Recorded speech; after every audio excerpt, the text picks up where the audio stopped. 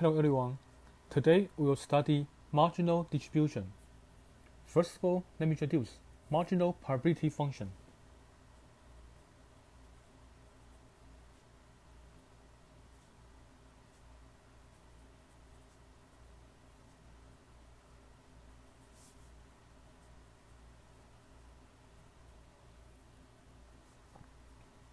Let x and y be discrete random variables.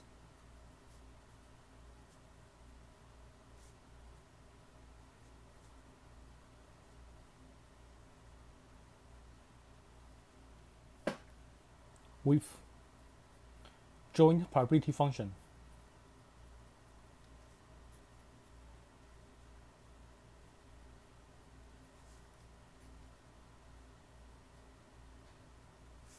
F of sy.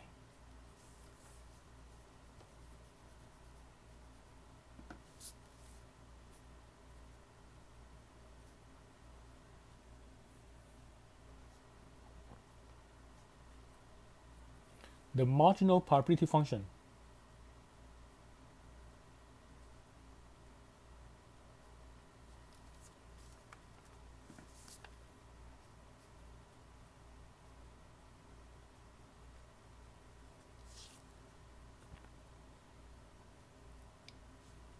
of x and y are defined as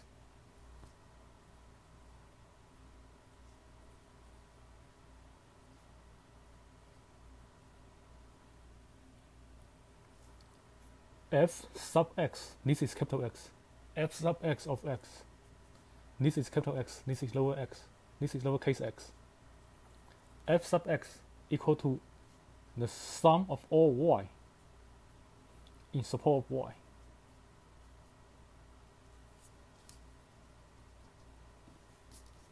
The sum of all y in support of y. F of sy.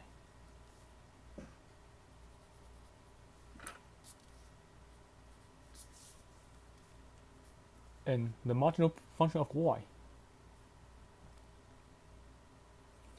f sub y of y, this is capital Y and this is lowercase y, is the sum of all x in the support of x.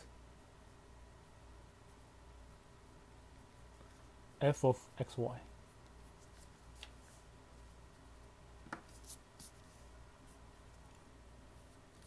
And similarly, marginal probability density function is defined in a very similar way. Marginal probability density function is defined in a very similar way.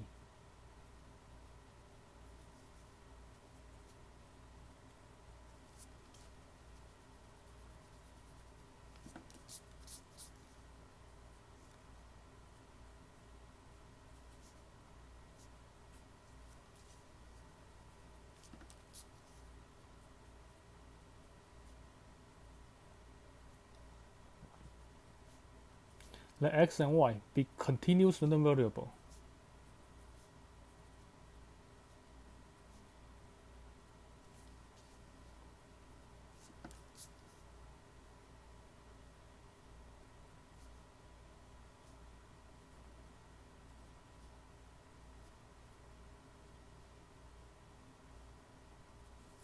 With joint probability density function.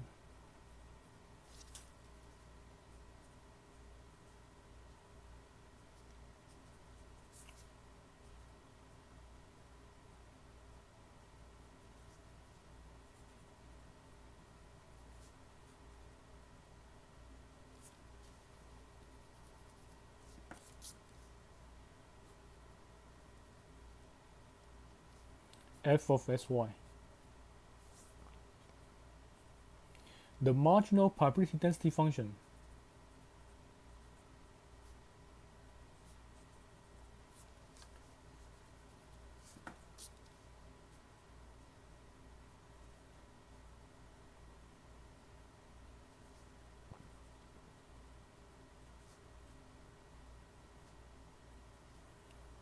of x and y are defined as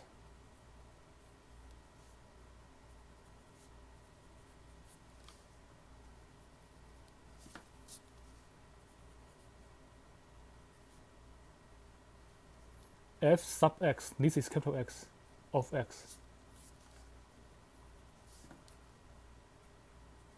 F sub x of x, this is capital X, this is lowercase x, equal to the integral from net infinity to infinity f of sy dy, and the marginal probability function of y, f sub y of y, this is capital Y, this is lowercase y. It's the integral from net infinity to infinity f of sy dx.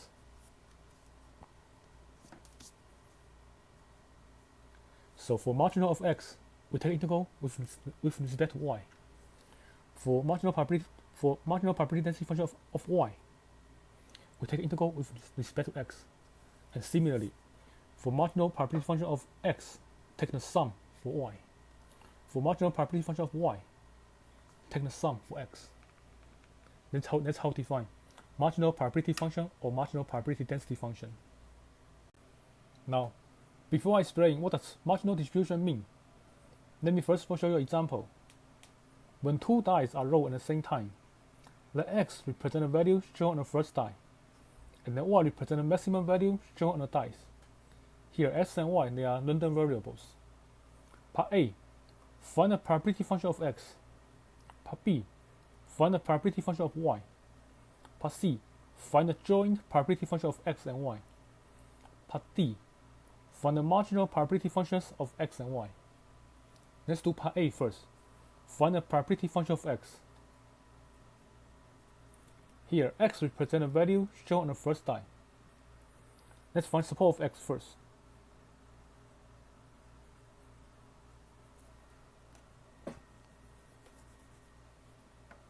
When two dice are rolled, x represents the value shown on the first die. So x could be 1, 2, 3, 4, 5, or 6. That's support of x. 1, 2, 3, 4, 5, or 6. That's support of x. Next, find the probability function for x. When we roll a die, the chance for every outcome is the same. Since there are 6 outcomes, so the chance is 1 over 6 for each of them. So f of x is 1 over 6, where x equal to 1, 2, 3, 4, 5, and 6.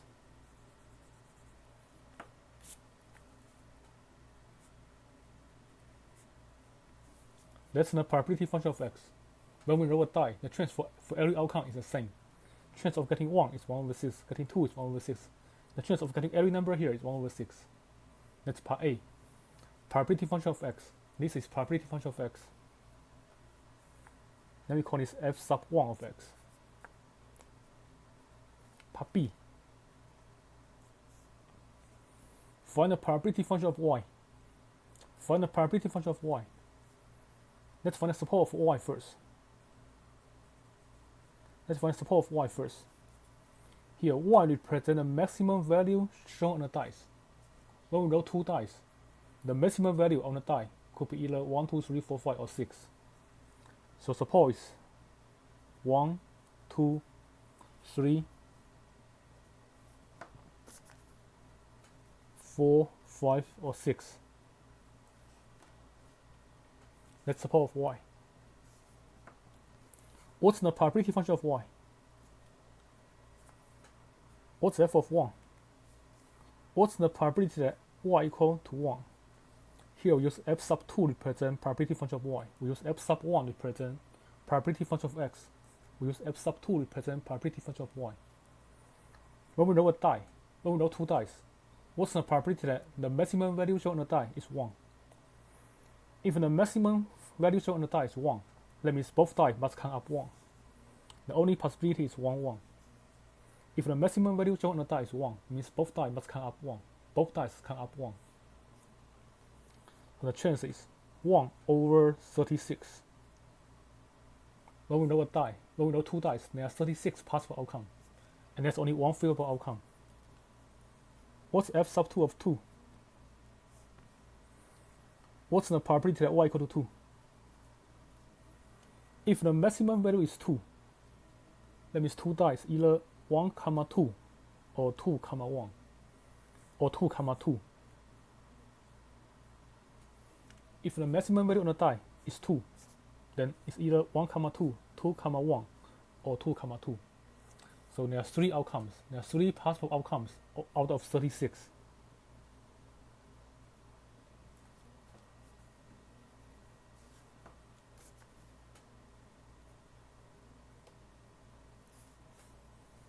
What's f sub 2 of 3?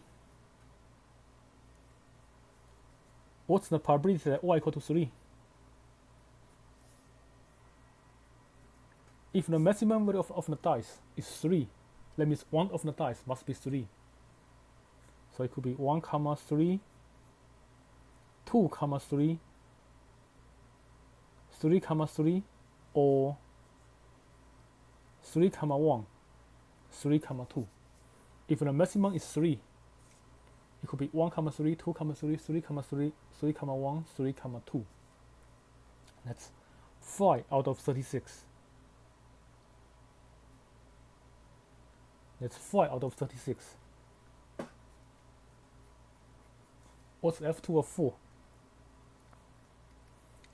What's the probability that y equal to 4?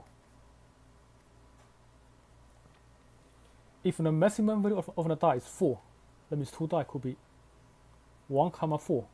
The maximum is 4. It should be 1, 4, 2, 4, 3, 4, or 4, 4. Or it could be 4, 1, 4, 2, or 4, 3. There are 7 possible outcomes. 7 favorable outcomes over 36 all possible outcomes. That's the probability that y equal to 4. f2 of 5. What's the probability that the maximum value of the die is 5? When the maximum value of the die is 5, it could be 1, 5, 2, 5, 3, 5, 4, 5, 5, 5. Or it could be 5, 1, 5, 2, 5, 3, 5, 4. There are 9 possible outcomes. Those are favorable outcomes. We have 9 favorable outcomes over a total of 36 possible outcomes. 9 favorable outcomes over a total of 36 possible outcomes. What's f sub 2 of 6? If the maximum of the die is 6, how many outcomes do we have? If the maximum value of the dice is 6, that means one of the die must be 6. And the maximum is 6. It should be 1, 6, 2, 6, 3, 6, 4, 6, 5, 6, or 6, 6. Or it could be 6, 1, 6, 2, 6, 3, 6, 4, 6, 5. Together, there are 11 possible outcomes. There are 11 favorable outcomes over a total of 36 outcomes. There are 11 favorable outcomes over a total of 36 outcomes. So, for the probability function, we write it like this. For the probability function f sub 2, we write it like this.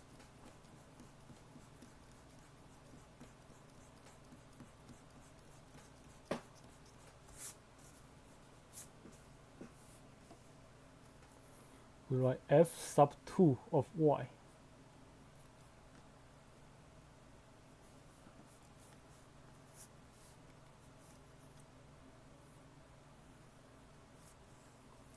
equal to 1 over 36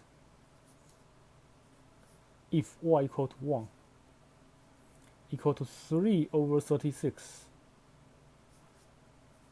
if y equal to 2,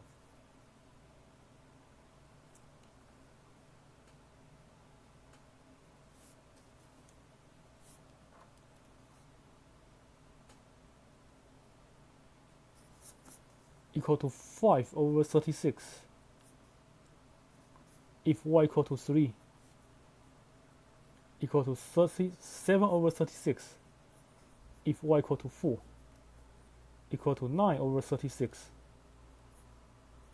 if y equal to 5, equal to 11 over 36 if y equal to 6. That's the probability function of y. That's the probability function of y. That's part B. Part C. Find the joint probability function of x and y. Part C. Find the joint probability function of x and y.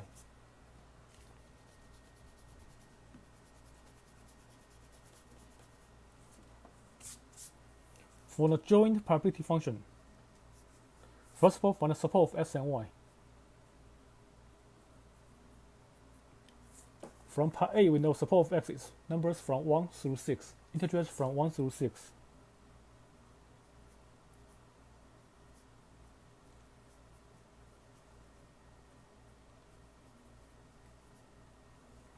For support of y, based on part B, we know support of y is integers from 1 through 6.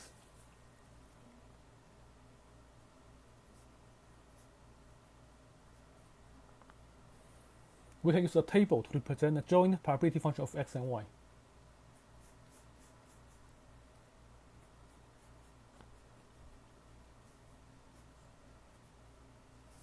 X could be 1, 2, 3, 4, 5, or 6.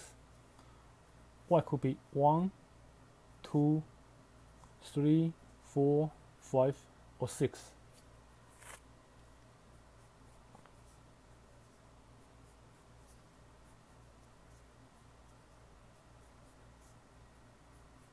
Let's make a table for the joint probability function.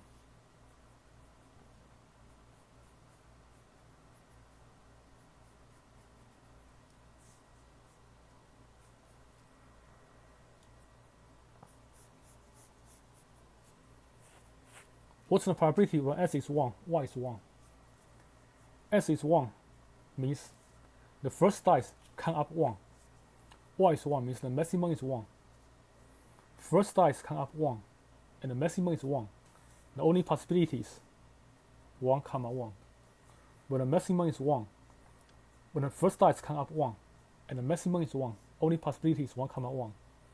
So the chance is 1 out of 36. Next, x is 1, y is 2. When the first die count up 1, maximum of the dice is 2. The only possibility is 1, 2. So that's 1 out of 36. Next, when x is 1, y is 3. First die count up 1. Maximum of the dice is 3.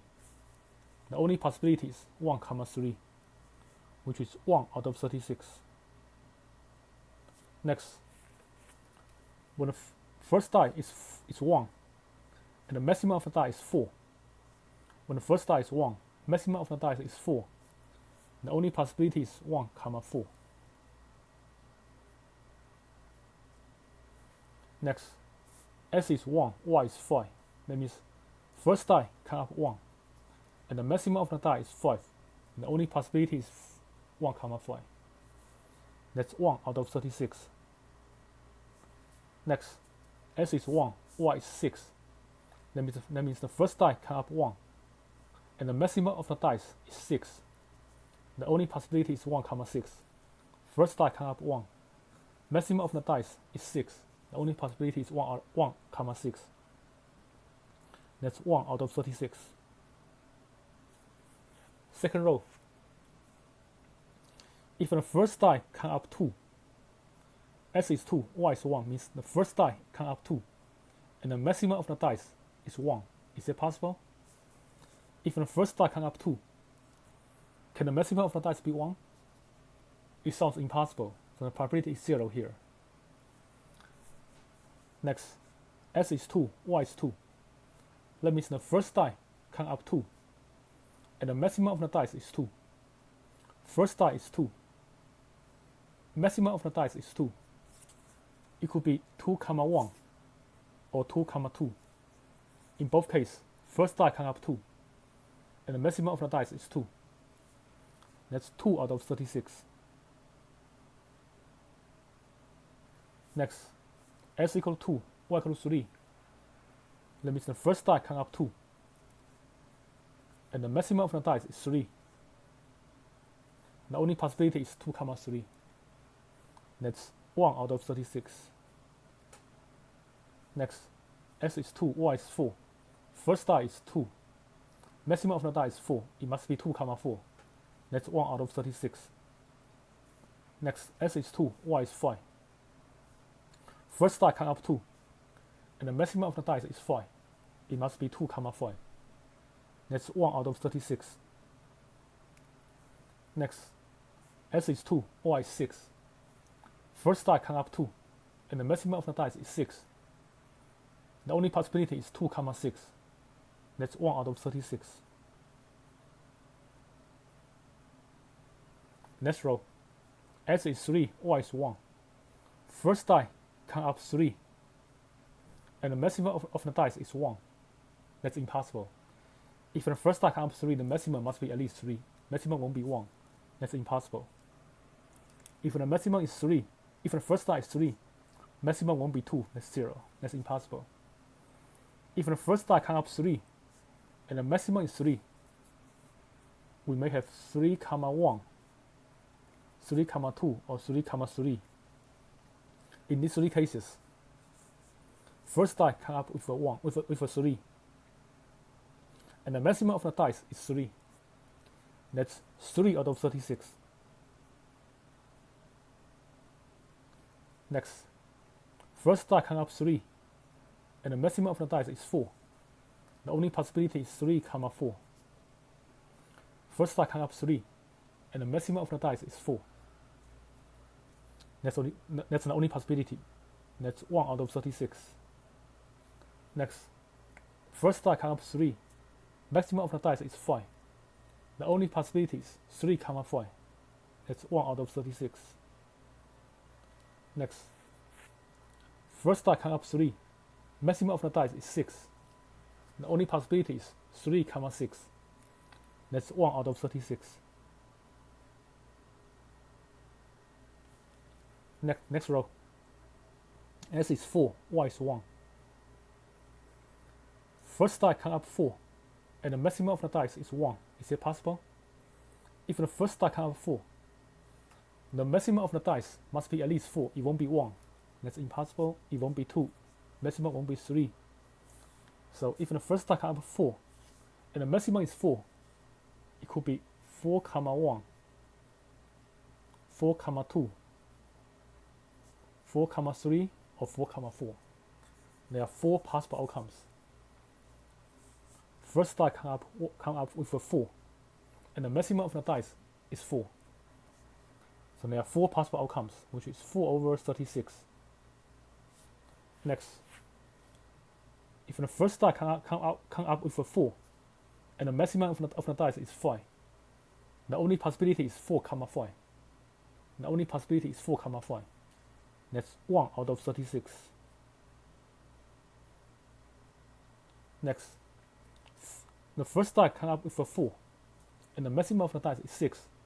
The only possibility is 4, 6, which is 1 over 36. Next, S is 5, Y is 1. S is 5 means the first die come up with a 5. Y is 1 means the maximum of the dice is 1. Is it possible? If the first die come up with a 5, the maximum won't be 1, so the chance is 0. If the first die come up with a 5, maximum won't be 2, chance is 0. Maximum won't be 3, maximum won't be 4.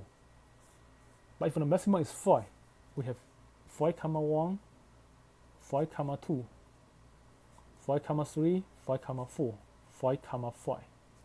We have 5 possible outcomes out of 36. That's the case that the first die come up with a 5, and the maximum of the dice is 5. There are 5 possible outcomes out of 36. Next, S is 5, Y is 6. That means the first die come out with a 5, and the maximum of the dice is 6. And the only possibility is 5, 6, which is 1 outcome out of 36.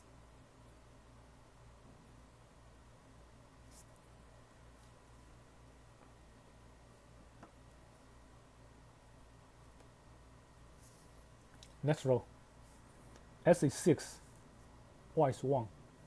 When the first die come out with a 6, can the maximum be 1? That's impossible. If the first die come out with a 6, maximum won't be 1. Maximum must be at least 6. So the maximum won't be 1, won't be 2, won't be 3, won't be 4, won't be 5. If the maximum is 6, I may have 6, 1, 6, 2, 6, 3, 6, 4, 6, 5, and 6, 6. That's 6 outcomes out of 36. This is the joint probability function of x and y. This is the joint probability function of x and y. We write it as a table. That's part C.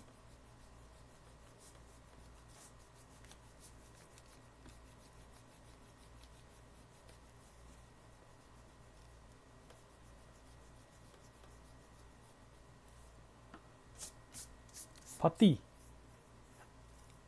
Find the marginal probability functions of x and y. Part D.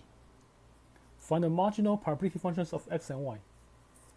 Let's find the marginal probability function for x first.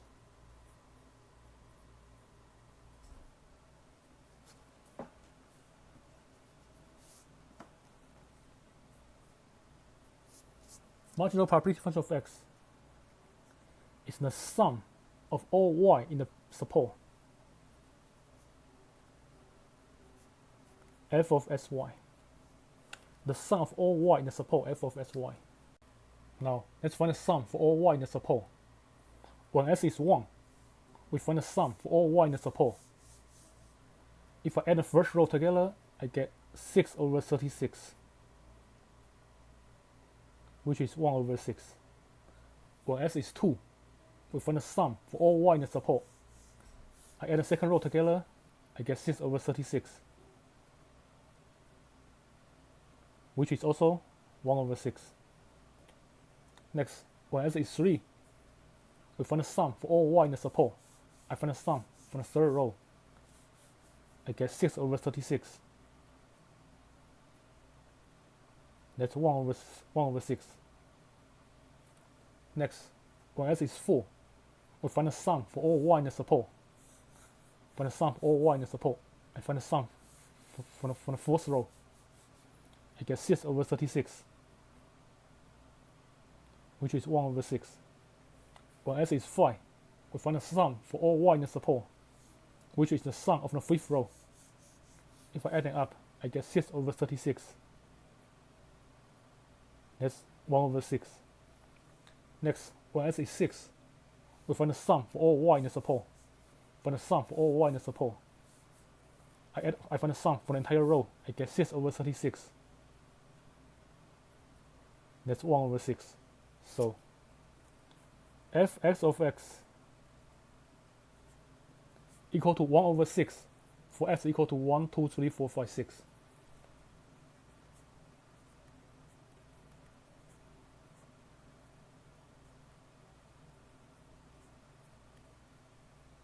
Next, we try to find the marginal probability function of y. Next, find the marginal probability function of y. F sub y of y. That's the marginal probability function of y, which is the sum of all x in the support. F of sy. The sum of all x in the support, f of sy. When y equal to 1, we find the sum for all x in the support, which is the sum of the first column. If I add the first column together, I get 1 over 36. When y is 2, we find the sum for all x in the support, which is the sum of the second column. The sum of the second column is 3 over 36.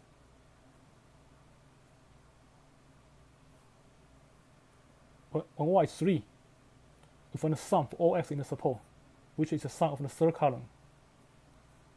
If I add the third column together, I get 5 over 36. Next, when y is 4, we find the sum for all x in the support, which is the sum of the fourth column. If I add the fourth column together, I get 7 over 36. When y is 5, we find the sum for all x in the support, which is the sum of the fifth column. If I add the entire column together, I get 9 over 36. Next, when y is 6, we find the sum for all x in the support. If I find the sum for the entire column, I get 11 over 36. So the marginal probability function f sub y of y equal to 1 over 36 if y equal to 1, equal to 3 over 36 if y is 2, equal to 5 over 36 if y is 3,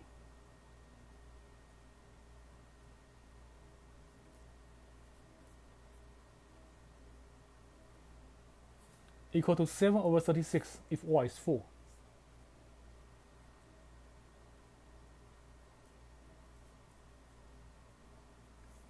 And equal to 9 over 36 if y is 5.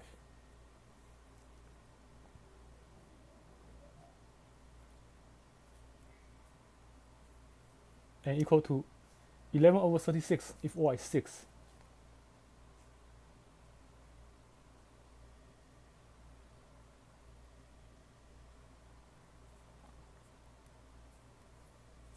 That's the marginal probability function of y.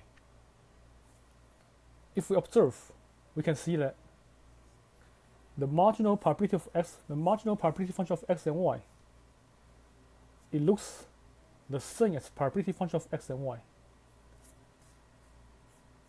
This is probability function of x. This is the probability function of y.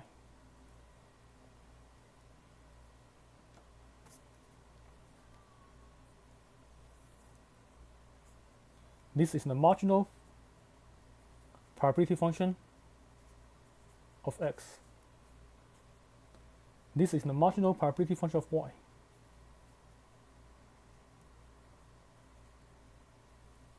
If we compare these functions, we can see that probability function of x is f of x equal to 1 over 6, s equal to 1, 2, 3, 4, 5, 6. Marginal probability function of x is also 1 over 6 if s equal to 1, 2, 3, 4, 5, 6.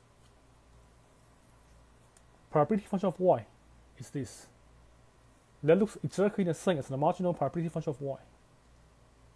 So here we can see that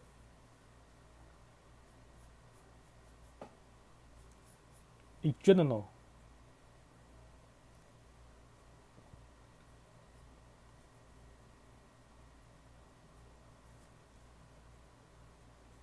the probability function of x and y,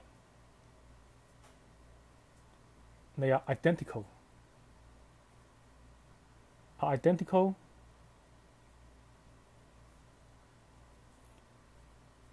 To the marginal probability function of s and y respectively.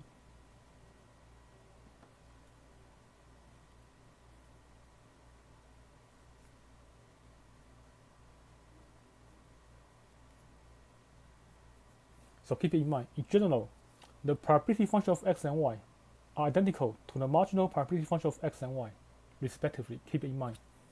Probability function of x usually is identical to the marginal probability function of x, and the probability function of y is identical to the marginal probability function of y. So keep it in mind. In general,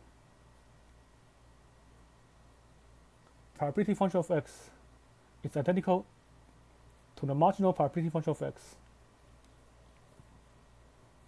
Marginal probability function of y is identical to the probability function of y. Marginal probability function of x is identical to the probability function of x, and the marginal probability function of y is identical to the probability function of y.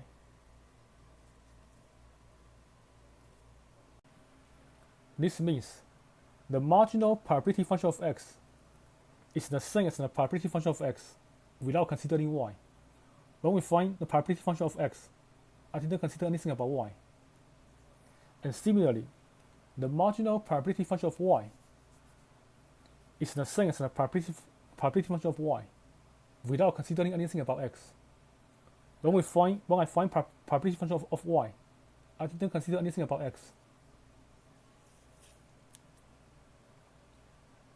Next example, let x represent the value of the number randomly chosen from the interval 0 to 10, and let y represent the value of the number randomly chosen from the interval 0 to 20. Here x and y are random variables. Part A, find the probability density function, the PDF of x. Part B, find the probability density function of y, the PDF of y. Part C, find the joint probability density function of x and y, the joint PDF of x and y. Part D, find the marginal probability density function of x and y. Find the marginal PDF of x and y. Let's do part A first. Find the probability density function of x. Here, x represents the value of the number randomly chosen from the interval 0 to 10. This is a uniform distribution because every number have the same chance to be chosen. This is a uniform distribution. Support of x is the interval from 0 to 10. For the support of x, we must include the endpoint. For support of x, we must include the endpoint. And since x has a uniform distribution, the PDF is 1 over beta minus alpha, 10 minus 0. 1 over 10. If s is between 0 and 10.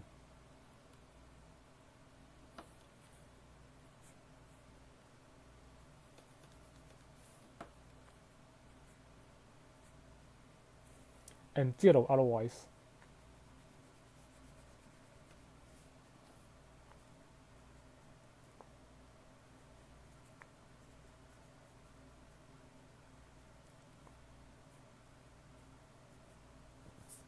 This is the probability density function, the PDF of x. This is the PDF of x. When we find PDF of x, we don't consider y. We don't consider anything about y. When we find PDF of x, we don't consider anything about y. Part B. Find the probability density function, the PDF of y. Part B. Find the PDF of y. Y represents the value of the number randomly chosen from the interval from 0 to 20. So again, since every number has the same chance to be chosen, this is a uniform distribution. Let's find support of y first. Support of y is the interval from 0 to 20. When we find support, we must include the endpoints. When we find support for random variables, we must include the endpoints.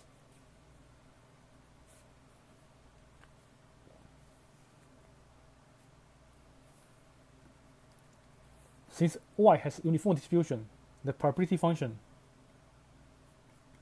is 1 over beta minus alpha, 1 over 20 minus 0, that's 1 over 20.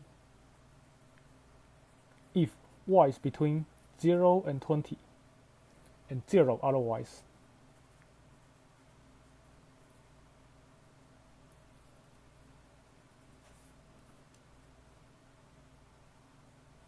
That's part B, the probability density function of y. Part C, find the joint probability density function of x and y. Let's first of all find the support of x and y.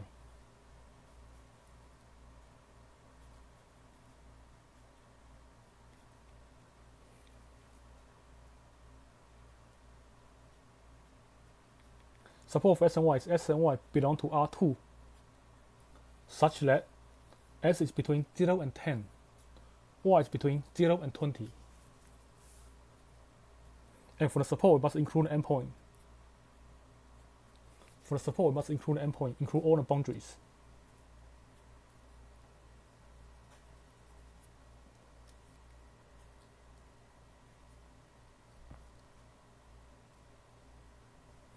Since we choose x and y randomly, that means every number has the same chance to be chosen. It must be a uniform distribution. So the joint probability function f of xy, the joint probability density function, it must be a constant if s and y is in the support.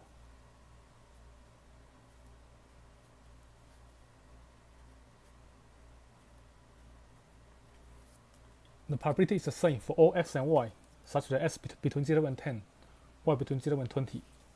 Every number in the interval has the same chance to be chosen, and every number outside the interval has no chance to be chosen. 0 otherwise. Every number outside the interval has no chance to be chosen. The probability is 0. So let's first of all find C. C is a constant. Let's first of all find C.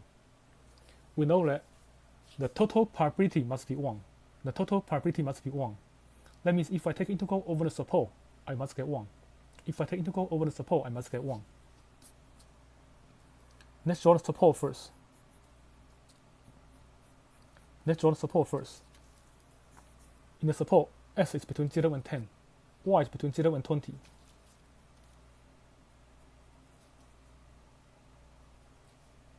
And all the boundaries are included.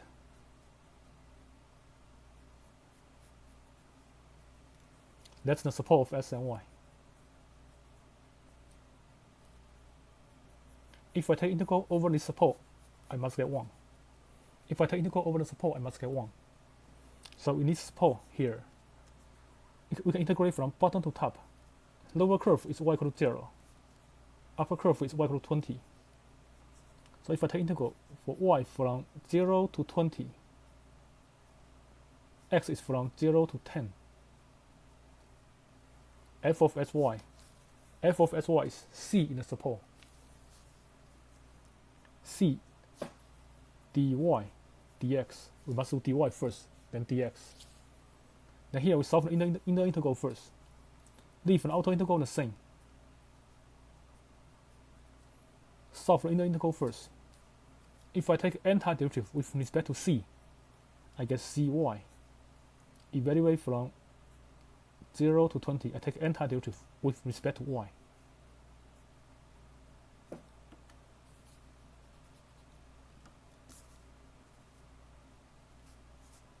Dx.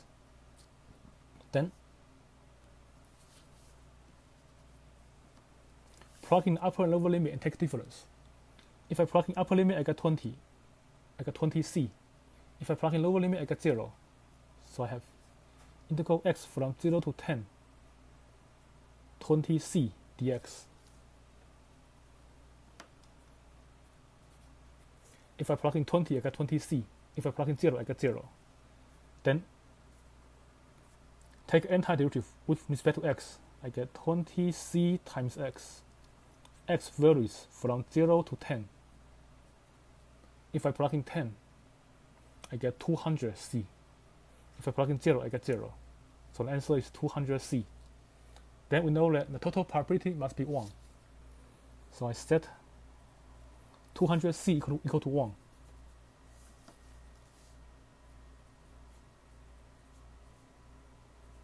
Then solve the equation for c. C is 1 over 200. So the joint PDF, the joint probability density function is 1 over 200 if x is between 0 and 10 and y is between 0 and 20. 0 otherwise. That's the joint PDF. That's the joint PDF of x and y. That's part C. Part D. Find the marginal probability density functions of x and y. Find the marginal probability density functions of x and y. Since x and y, they are continuous random variable here.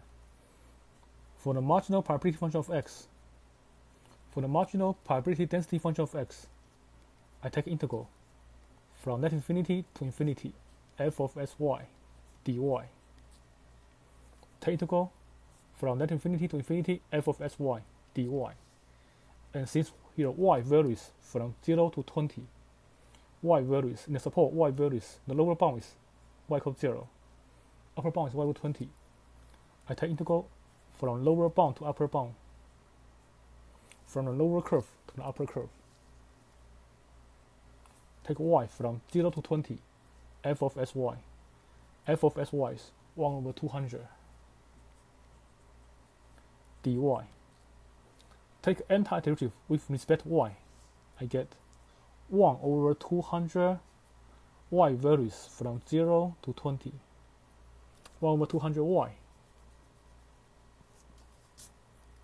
Take antiderivative with respect to y. Y varies from 0 to 20. Then plugging 20 and plugging 0, take difference. Plugging 20 and plugging 0, take difference. If I plug in 20, I get 1 over 10. If I plug in 0, I get 0. So the answer is 1 over 10.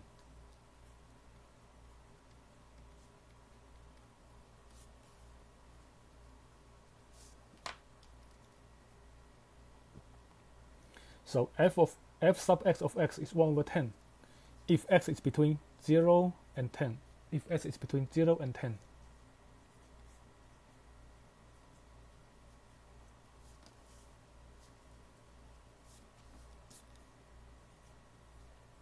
Next, let's find the marginal probability density function of y.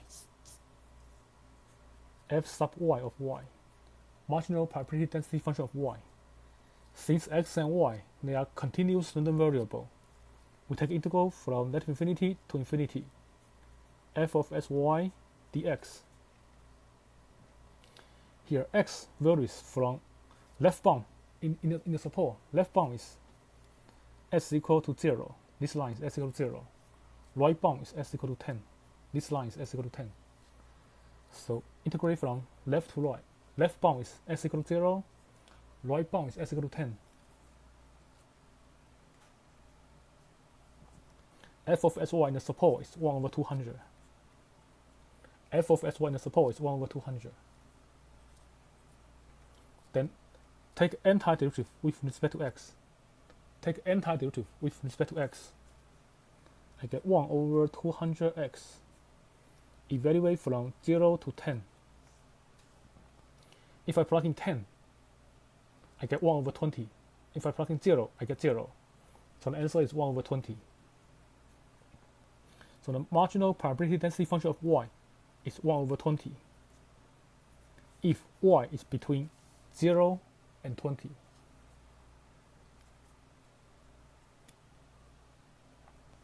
So that's the marginal PDF of x. This is the marginal probability density function of y.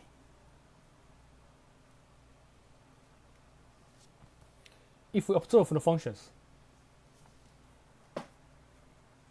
observe the PDF of x and the marginal PDF of x. If you observe the PDF of x and the marginal PDF of x, we can see that they're identical. And if we observe the PDF of y and the marginal PDF of y, we can see that they're identical. So keep this idea in mind. Note, in general,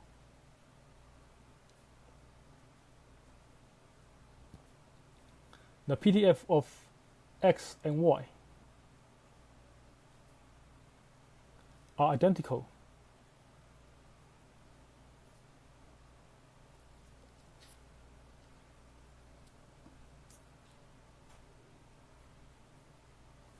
to the marginal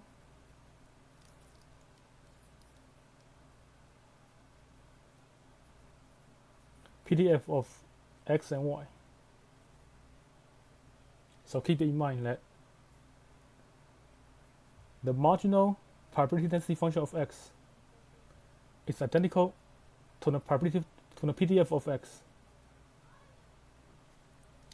and the marginal PDF of y is identical to the PDF of y. So the PDF of s and y are identical to the marginal PDF of s and y, respectively.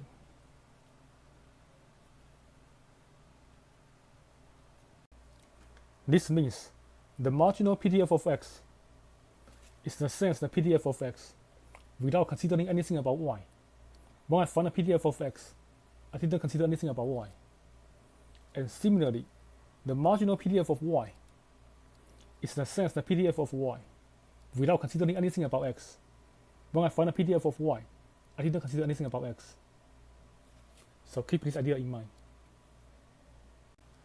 Next example, let x and y be discrete random variables with joint probability function f of sy equal to 1 over 2 to the power of x times 3 to the power of y. If s equal to 0, 1, 2, 3, and so on, and y equal to 1, 2, 3, and so on. Part A, find the marginal probability function of x and y. Part B, find the probability that s equal to 3 and the probability that y equal to 2. Let's do part A first. Find the marginal probability function of x and y.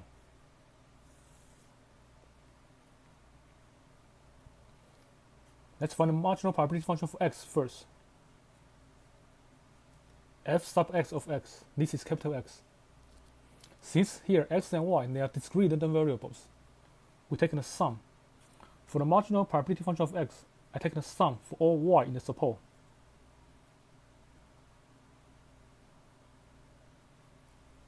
Taking the sum for all y in the support.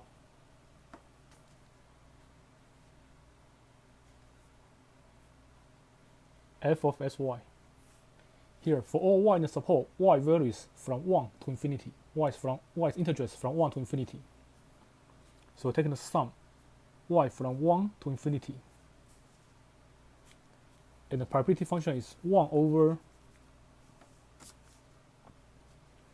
2 to the power of x times 3 to the power of y.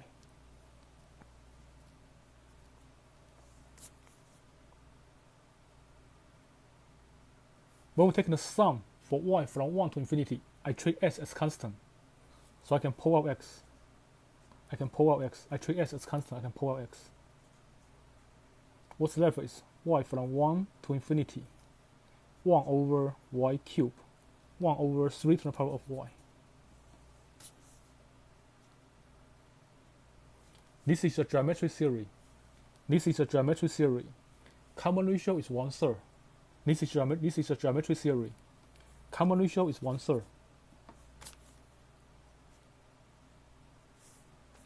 Then take the sum from the geometric theory.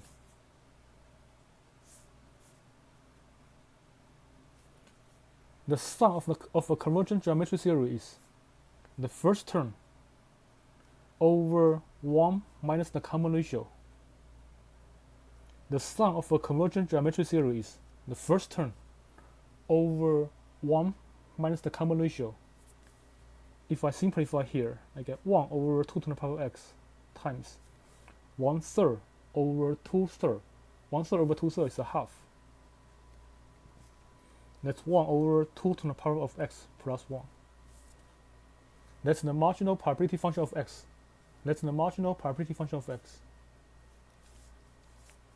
So the marginal probability function of x equal to 1 over 2 to the power of x plus 1 if x is 0, 1, 2, and so on.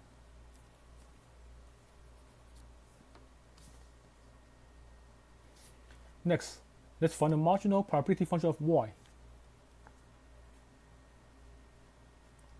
F sub y of y. This is capital Y. This is lowercase y. Be very careful. This is capital Y. This is lowercase y. Since x and y, they are discrete random variables, we take the sum for all x in the support of x. Take the sum for all x in the support of x.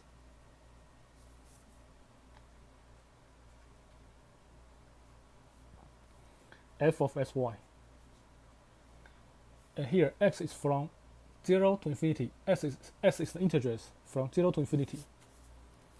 So taking the sum for x from 0 to infinity.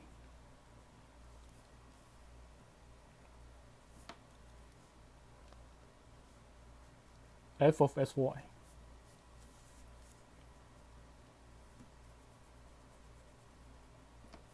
F of sy is 1 over 2 to the power of x times 3 to the power of y. 2 to the power of x times 3 to the power of y.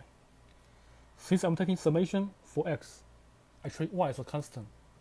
Since we're taking summation for x, we treat y as a constant, so pull out y. I get 1 over 3 to the power of y times the summation x from 0 to infinity. 1 over 2 to the power of x. Again, this is a geometric theory. common ratio is a half, so it converges. This is a geometric theory. Common ratio is a half, so it converges. For the sum of a convergent geometric theory, the sum is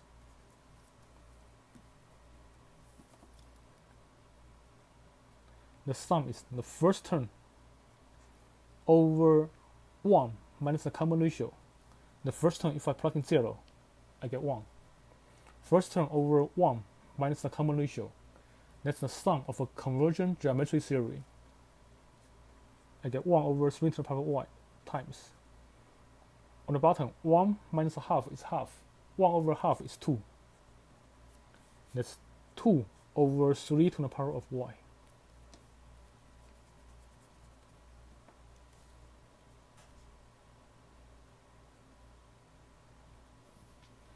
That's the marginal probability function of y. The marginal probability function of y is 2 over 3 to the power of y. If y is from 1 to infinity, if y is 1 to 3 until infinity.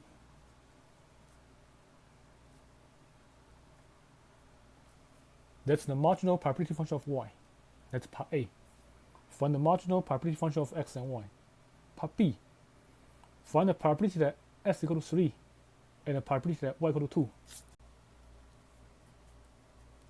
For probability that s equal to 3, in general, we must find the sum for all y in the support when s equal to 3. We must find the sum for all y in the support when s equal to 3. Here, y is integers from 1 to infinity. So we're taking the sum y from 1 to infinity, f of 3 comma y. It may be too much work. If we solve it this way, it may be too much work. Let's think of a simpler way.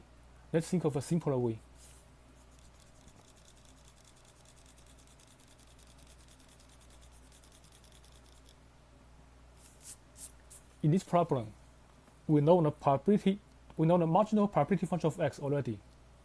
The marginal probability function of x is identical to the probability function of x. So probability that s equals to 3 is the marginal probability function of x of 3. Since the marginal probability function of x is identical to the probability function of x, I can plug in 3 into the marginal probability function of x. If I plug in 3 to the marginal probability function of x, I have 1 over 2 to the power of 3 plus 1. Which is 1 over 2 to the power of 4. That's 1 over 16. And for probability that y equal to 2, in general, we must find a sum for all x in the support when y equal to 2. We must find a sum for all x in the support when y equal to 2. Here, x is integers from 0, 1, 2 to infinity, which is the sum, the x from 0 to infinity, f of s comma 2. If we solve it this way, it's okay, but it may be too much work.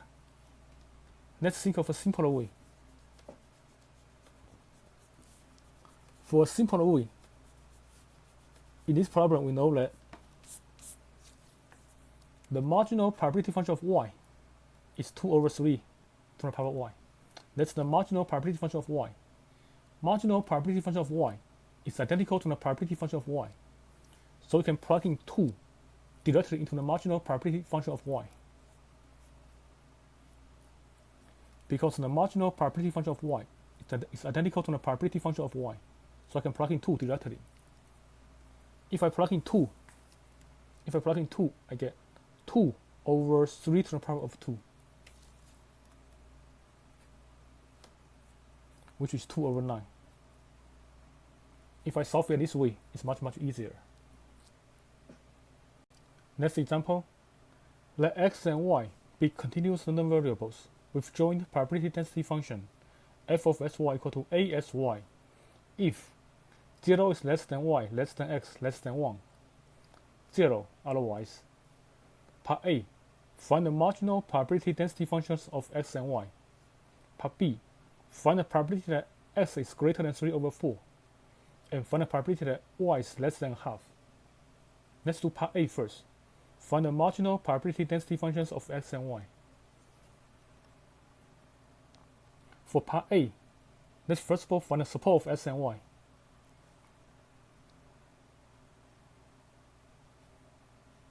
Support of x and y is the set of all sy in R2 such that it satisfies this condition here. How do we find the support? If we read the information from here, we know that x and y, they are both between 0 and 1. X and y, they are both between 0 and 1. And y is less than x. How do we draw the support? If we draw the support, it looks like this.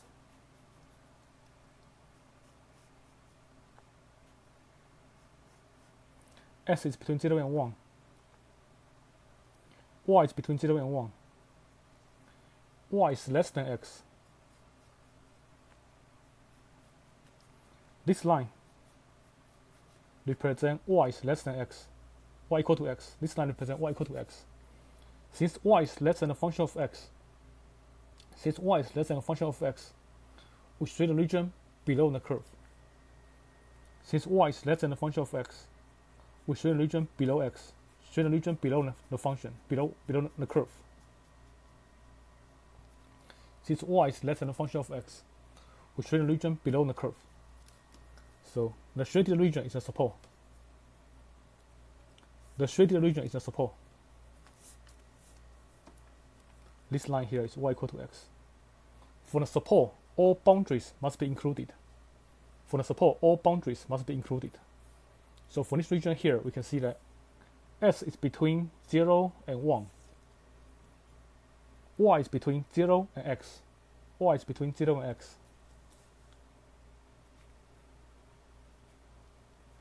Y is between 0 and x. That's the support of x. That's the support of x and y.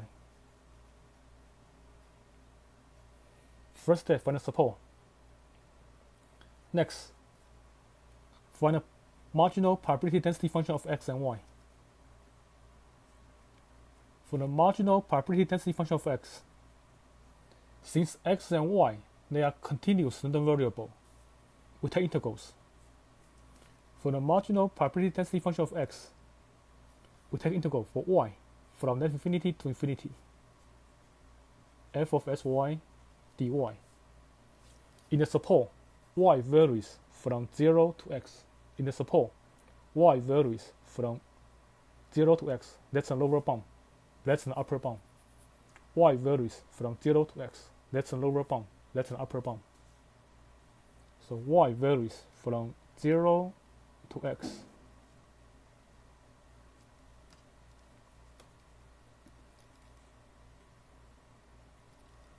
F of sy is asy in the support. dy. Then we take antiderivative with respect to y. Take antiderivative with respect to y. I get ax times y squared over 2. Evaluate from 0 to x.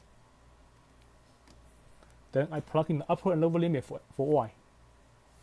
Plug in upper and lower limit for y, and then subtract.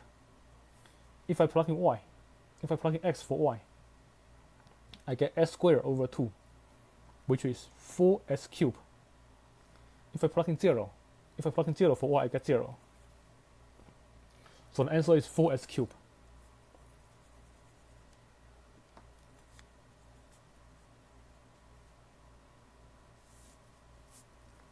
So f sub x of x, the marginal PDF of x, is 4s cubed if s is from 0 to 1.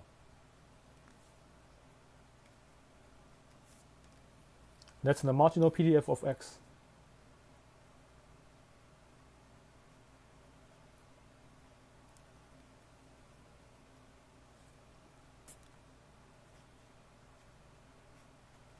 Next, let's find the marginal PDF of y. For the marginal PDF of y, since x and y, they are continuous random variable, we take integral for x from negative infinity to infinity, f of sy dx. Now, look at support. From left to right, the left bound is this line. The right bound is this line. For the left bound and right bound, we must write x in terms of y. For the left bound and right bound, we must write x in terms of y. So the left bound here is s equal to y. Right bound is s equal to 1. That's the left bound, that's the right bound. So here, take integral from left bound to the right bound. For the shaded region, take integral from left bound to right bound. Left bound is s equal to y. Right bound is s equal to 1. From left to right, f of sy is a sy dx. Then take antiderivative with respect to x. I get ay. I treat ay as constant. Take antiderivative with respect to x. I get x squared over 2. Evaluate x from y to 1. If I plug in 1 for x, I get 4y. If I plug in y for x, I get 4y cubed.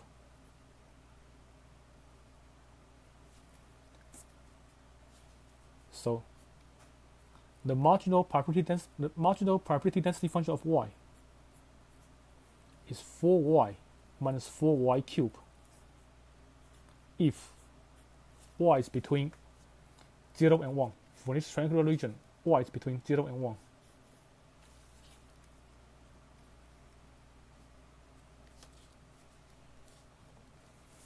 That's the marginal probability density function of y. That's the marginal PDF of y. That's part A. Part B. Find the probability that x is greater than 3 over 4 and the probability that y is less than half.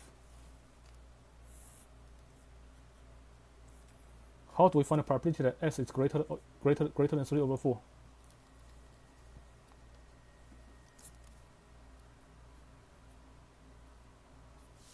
In general, we must draw the support. Again. In general, we must draw the support again.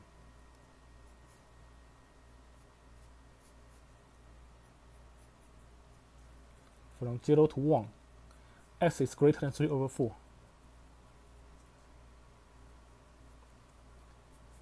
We must take integral over this region here. S is greater than 3 over 4. Taking integral over this region, the lower bound is y equal to 0. Upper bound is y equal to x. Y equal to 0 is a lower bound. Upper bound is y equal to x. X is from 3 over 4 to 1. F of sy is a sy dy dx. In general, we must solve this double integral. But it may be too much work here. Since we know the marginal PDF already, of x already, this is identical to the PDF of x. We can use it directly here. We can use the marginal PDF directly here. So, if we use the marginal PDF, it will be much easier. Solving this way is okay. If we solve this way, it's okay. But it may be too much work. If we use the marginal PDF, it will be much easier. Let's use the marginal PDF.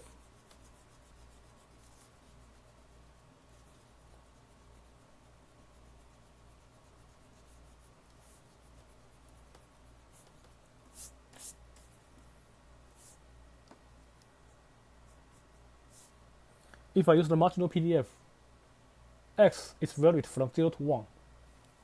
And since x is greater than 3 over 4, since we are looking for probability that x is greater than 3 over 4, we take integral for x from 3 over 4 to 1. Since x is from 0 to 1, and we are looking for x probability that x is greater than 3 over 4. So take integral from 3 over 4 to 1. and we use the marginal PDF here. The marginal PDF of x is 4x cubed dx. Then I take antiderivative with respect to x. That's x to the power 4. Evaluate from 3/4 to 1. If I plug in 1, I get 1. If I plug in 3/4, I get 3/4 to the power of 4. That's 1 minus 81 over 256.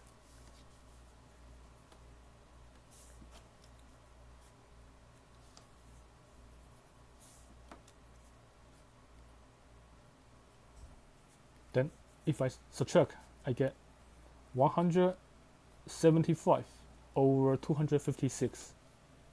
That's probability that s is greater than 3/4. Using the marginal probability density function of x is much easier than solving double integrals. Next, find the probability that y is less than half. Find the probability that y is less than half. In general, we must draw the support and solve the double integral.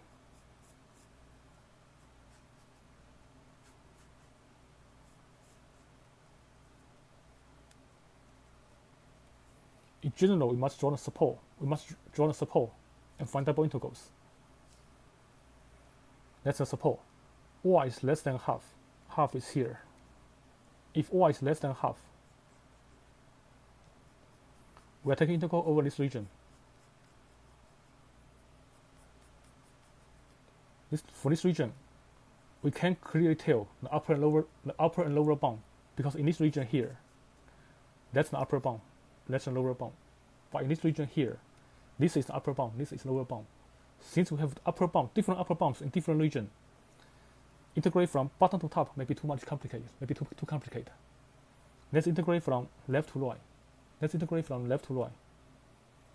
we integrate from left to right, for each curve, write x in terms of y. This curve is y equal to x. I can write it as s equal to y. This line here is x equal to 1. So if we solve it directly using double integral, I first of all take integral for x from y to 1, from left to right. And then y values, in this region, y values from 0 to a half. And use the PDF directly. Use the joint PDF ASY directly. dx, dy. But solving double integral may take too long. It may be too much work. Solving double integral may be too much work. For this problem, there's a simpler way. Since we know the marginal PDF of y, we can use that's identical to the PDF of y. So we can take integral for this function directly using single integral. It'll be much easier. If we use the marginal PDF of y, we only need to take single integral, which is much easier than doing a double integral here.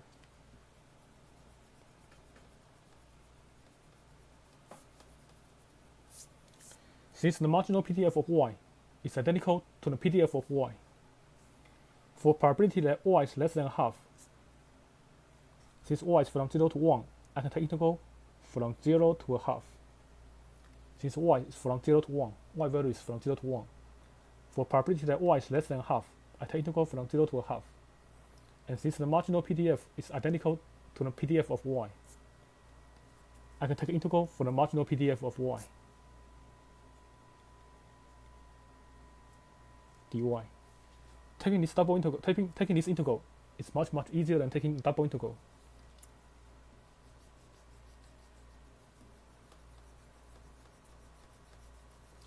Taking this single integral is much easier than taking the double integrals. So let's take antiderivative with respect to y. I get 2y squared minus y to the power of 4. Evaluate from 0 to a half. If I plug in half squared is a quarter. 2 times quarter is a half. If I plug in half here, half to the power of 4 is 1 over 16. If I plug in 0, I get 0. Half minus 1 over 16 is 7 over 16. So That's the answer for probability that y is less than half. Here we can see that using the marginal PDF, solving a single integral, that's much easier than solving the double integrals. Next, let me introduce independent random variables.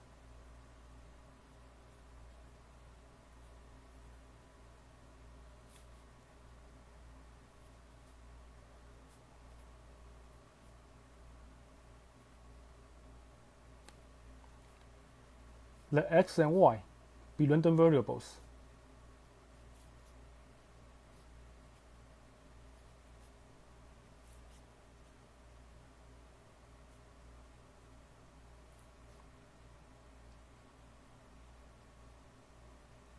With joint probability function.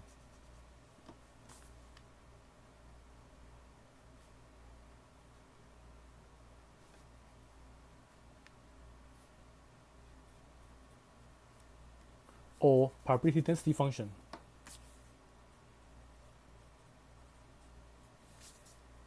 F of sy.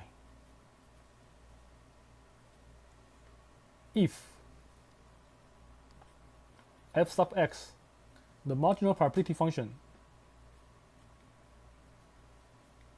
if f sub x times f sub y, the marginal probability function of x times marginal probability function of y, equal to the joint probability function of x and y, then for all x and y,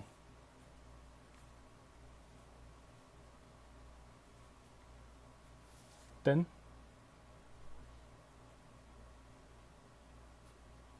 we say x and y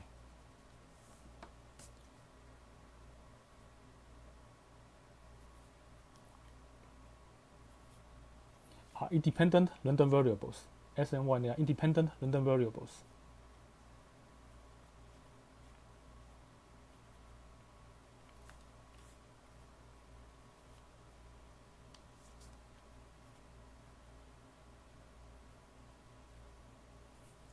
If the marginal probability function of x times marginal probability function of y equal to the joint probability function of x and y for all x and y, then we say x and y, they are independent random variable. Next, in examples 1, 2, 3, and 4,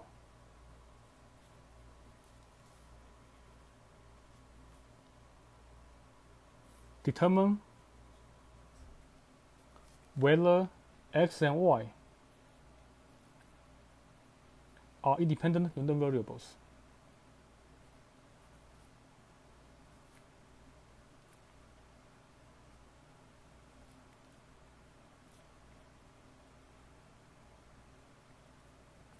In example 1, 2, 3, and 4, determine whether x and y are independent random variables.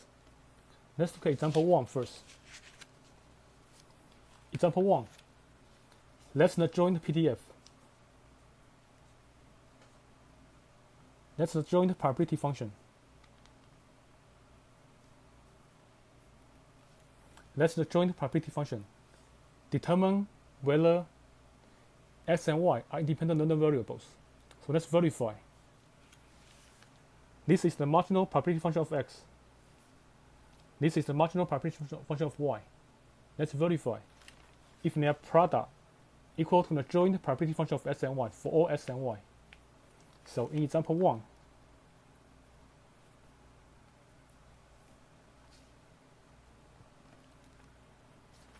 since the joint PDF, since the joint probability function is given as a table, we must verify every boxes. Let's pick a box and verify first. Usually let's verify 0 first. Let's pick a box here. Let's verify this box here. In this box, x is 4, y is 2. Sy equal to 2, 4. The joint PDF, the joint probability function, f of 2, 4 is 0. Now let's find the marginal probability function f sub x of 2. We're plugging 2 into the marginal probability function of x. What's f sub x of 2? f sub x of x is a constant function 1 over 6. When s is 2, f sub x is 1 over 6. Next, what's f sub y of 4? Here y is 4. What's f sub y of 4? Well, y is 4. That's f sub y of y. When y is 4. When y is 4, f sub y is 7 over 36. When y is 4, f sub y is 7 over 36.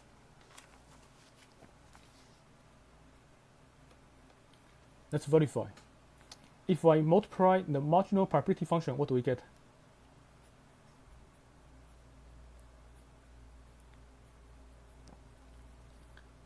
If I multiply the marginal probability function at 2 and 4, here I get 7 over 216, which is not 0, So it doesn't equal to f of 2 comma 4. So we know that f sub x of x times f sub y of y doesn't equal to f of sy.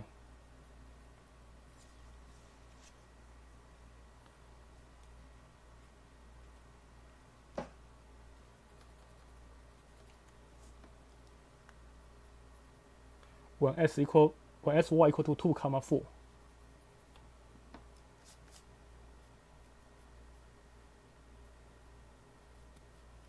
So they are not the same for all s and y.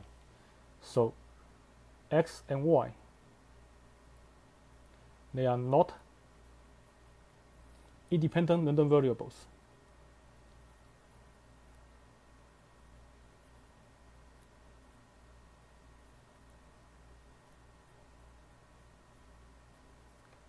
Since f of x times f of y is not the same as f of sy, for all s and y, they are not independent random variables. So example 1, s and y, they are not independent random variables. Now let's look at example 2.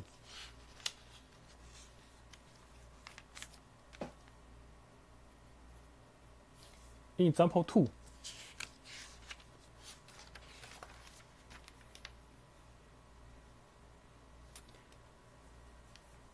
that's the joint PDF.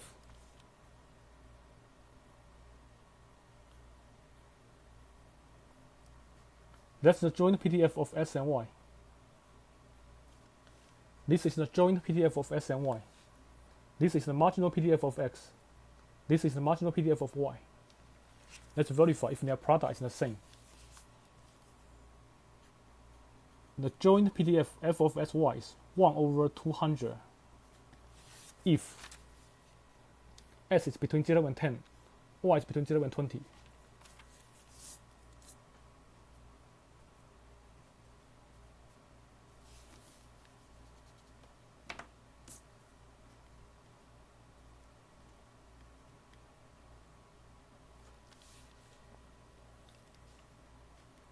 The marginal PDF of x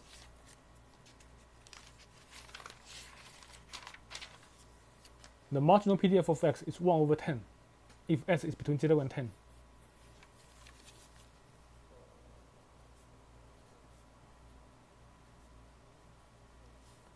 The marginal PDF of y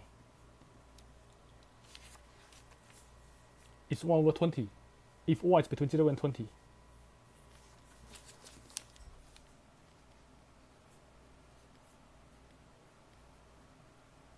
Let's verify their product. If I multiply the marginal PDF of x and marginal PDF of y, what do I get? I get 1 over 10 times 1 over 20. That's 1 over 200, which equal to the joint PDF of s and y for all x between 0 and 10, y between 0 and 20. If their product is the same for all s and y, then we can say x and y, they are independent random variable.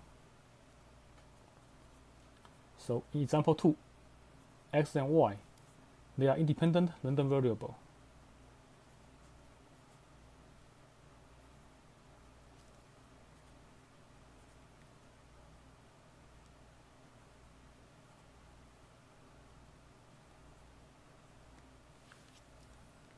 In example 3,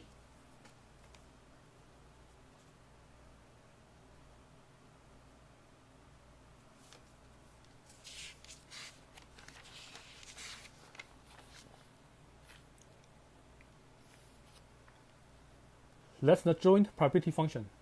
That's the joint probability function.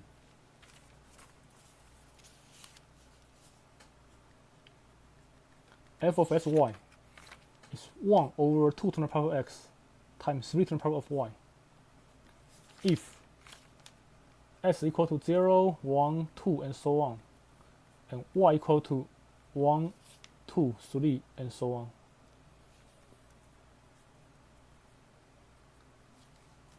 The marginal probability function of x, is 1 over 2 to the power of s plus 1, if s is 0, 1, 2, and so on. 1 over 2 to the power of x plus 1, if s equal to 0, 1, 2, and so on. And the joint probability function of y is 2 over 3 to the power of y, if y equal to 1, 2, and 3, 1, 2, 3, and so on.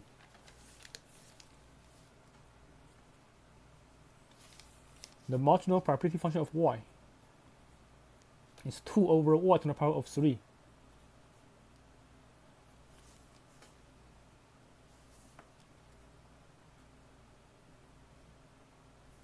If y is 1, 2, 3, and so on. Now let's verify these properties. Let's verify their product. If the product of the marginal probability function is the same as the joint probability function, then they are independent. Otherwise, they are not independent. Let's verify their product. Marginal probability function of x times marginal probability function of y. That's 1 over 2 to the power of x plus 1 times 2 over 3 to the power of y.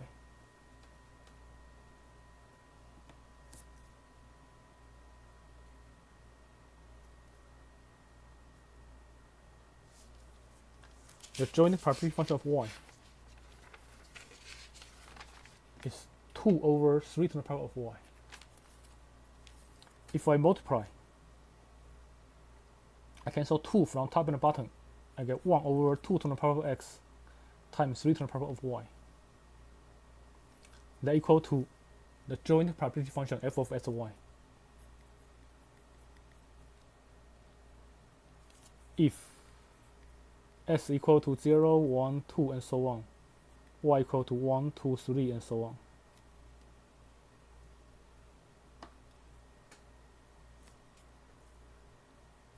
So, since the joint probability function f of x times f sub y, f sub x times f sub y equal to the joint probability function, then we can say x and y, they are independent random variables. Since the marginal probability function of x and y, since the product of the marginal probability function of x and y is the same as the joint probability function of x and y, then we can say x and y, they are independent random variable. So x and y, they are independent random variables.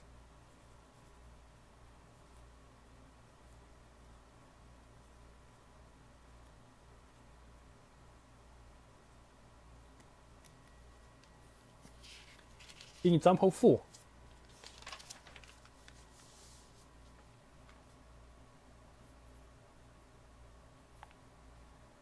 the joint PDF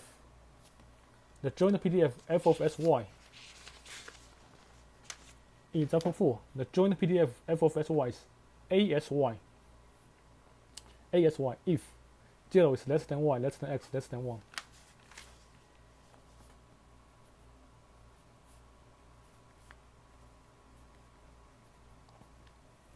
That's the joint PDF. The marginal PDF of x the marginal PDF of x is 4x cubed if s is between 0 and 1.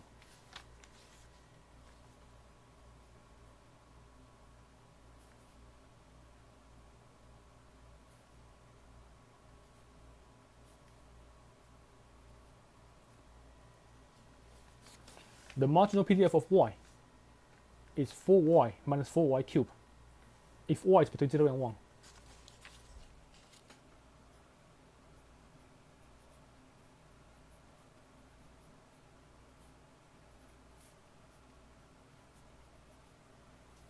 Then let's verify near product. We need to verify that the marginal PDF of x times marginal PDF of y, it must equal to the joint PDF f of sy. If they are the same, then s and y, they are independent random variables. Otherwise, they are not independent random variables. Let's multiply. F sub x of x times f sub y of y.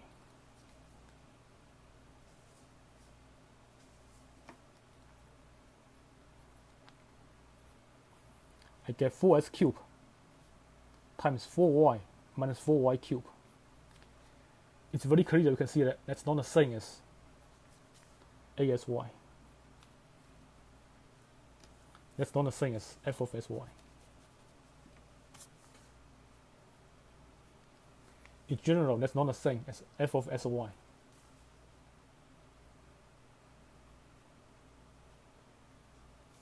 So we can say x and y, they are not independent random variables.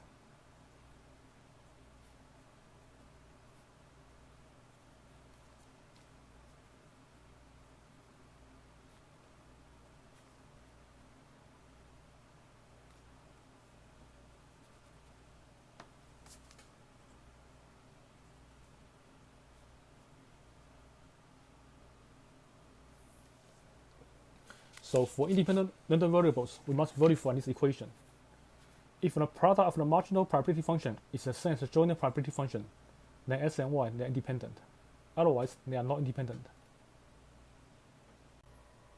Next example, let R be a triangular region in R2 with vertices 0, 0, 10, 0, 0, 10.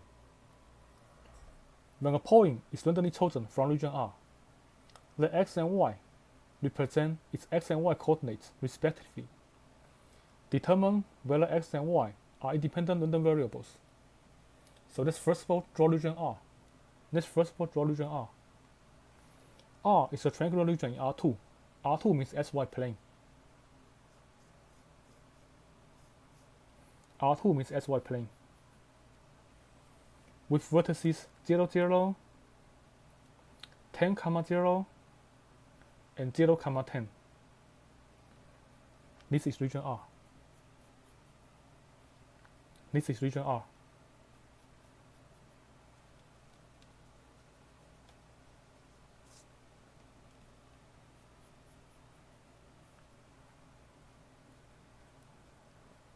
This is region R. When a point is randomly chosen from R, we pick a point randomly. Let x and y represent its x and y coordinates. Determine whether x and y are independent random variables. So let's first of all find a probability density function for x and y. Since we choose a point randomly in region R, that means every point has the same chance to be chosen. If every point has the same chance to be chosen, it must be uniform distribution.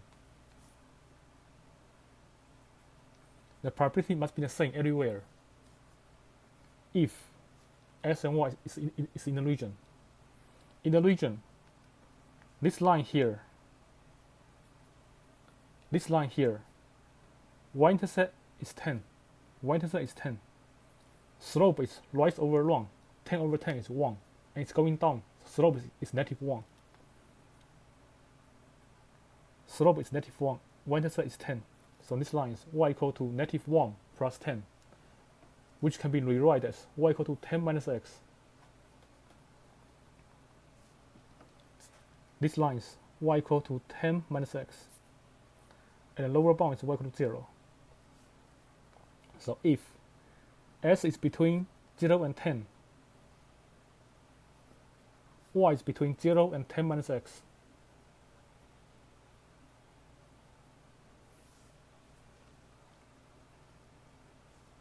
in a triangular region, and 0 otherwise.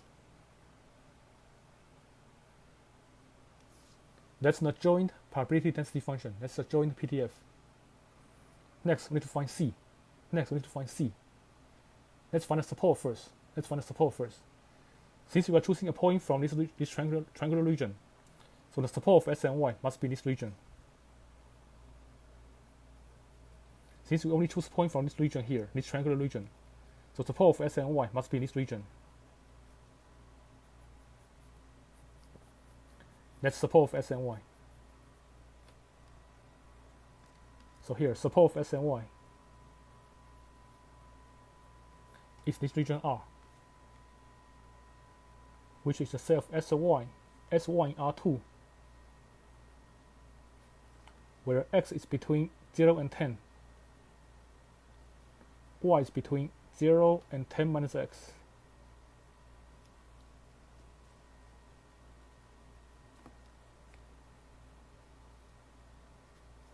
That's the support of S and Y. S and Y must be capital letters. Next, let's find C. For the joint PDF, we must know C. Let's find C. Let's take integral.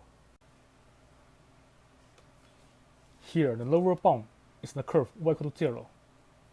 Upper bound is the curve y equal to 10 minus x.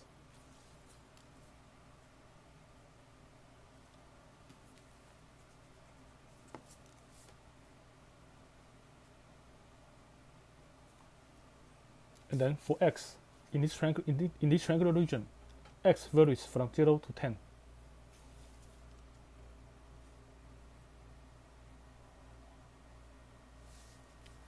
The joint PDF is C. In the region here, in region R. And then dy, dx. The total probability must be 1. So here we take double integral and set equal to 1. Solve for C. Let's solve this double integral. Do the inner integral first. Leave an outer integral the same. If we solve the inner integral, take an antiderivative with respect to y. Here I get cy. Y is from 0 to 10 minus x dx. Then I plug in upper and lower limit and take difference.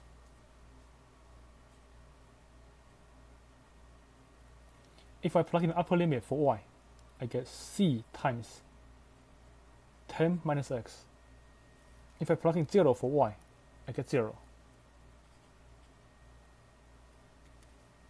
Next, take antiderivative with respect to x. I get c times 10x minus s squared over 2. Evaluate from 0 to 10. Then if I plug in 10, 10 times 10 is 100. 10 squared is 100. 100 over 2 is 50. I get 50c. If I plug in 0, I get 0. Then I set 50c equal to 1, because the total probability must be 1. Set 50c equal to 1.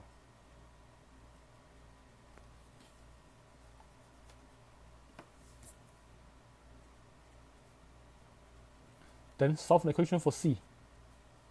C equal to 1 over 50. So the joint PDF f of sy is 1 over 50 if s is between 0 and 10 and y is between 0 and 10 minus x. 0 otherwise. Next, we find the marginal PDF of x and marginal PDF of y. Let's find the marginal PDF of x first. For the marginal PDF of x, this is capital X, this is lowercase x. Be very careful.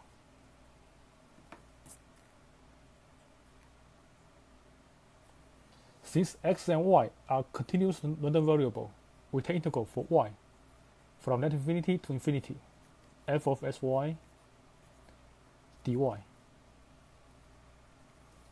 And in the support here, the lower bound for y is y equal to 0. Upper bound for y is this curve, y equal to 10 minus x. That's the lower bound, that's the upper bound. So in the support, lower bound is y equal to 0. Upper bound is y equal to 10 minus x. In the support, f of sy is 1 over 50 dy. Take antiderivative with respect to y. I get 1 over 50 times y. Y varies from 0 to 10 minus x. Then plug in the upper and lower limit and take difference. If I plug in upper limit, I get 1 over 50 times 10 minus x. If I plug in 0, I get 0. So that's the marginal PDF of x. That's the marginal PDF of x. Next, we try to find the marginal PDF of y. For the marginal PDF of y, since x and y, they are continuous random variable, we take integral for x from net infinity to infinity, f of sy dx. Now, when we take integral for x, we must find the left bound and right bound for the region. We must find the left bound and right bound for the region for the support. For the support, left bound here is a vertical line. This line is s equal to 0. It's a vertical line going through 0. So this line is s equal to 0. For the right bound, we must write x in terms of y. This is the right bound. We must write x in terms of y. If I try to get s by itself here, I can write x equal to 10 minus y. So that's the right bound. That's the left bound, that's the right bound. So I take integral from left bound to right bound. X is from 0 to 10 minus y. In the support, f of sy is 1 over 50 dx.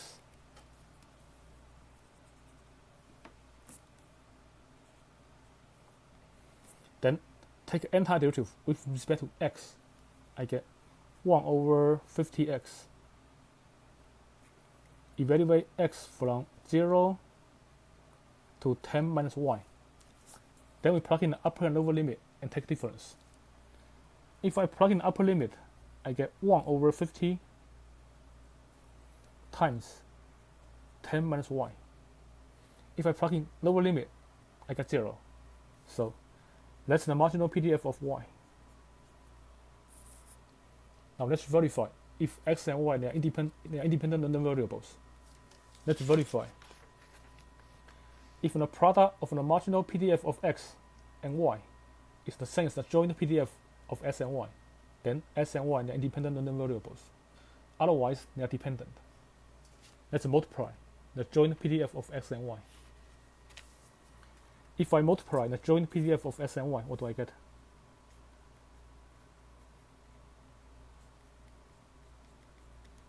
I get 1 over 50 times 10 minus x times 1 over 50 times 10 minus x. It's very clear, you can see that that's not the same as 1 over 50. It's very clear, you can see that that's not the same as 1 over 50. So that's not the same as f of sy in general.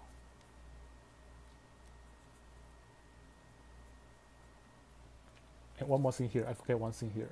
For marginal PDF, we must say here x is between 0 and 10. S is between 0 and 10. We must say that. And same thing, y is between 0 and 10. So here, since the product of f sub x and f sub y is not the same as f of sy in general, then we can say x and y, they are not independent random variables. So s and y, they are not independent random variables.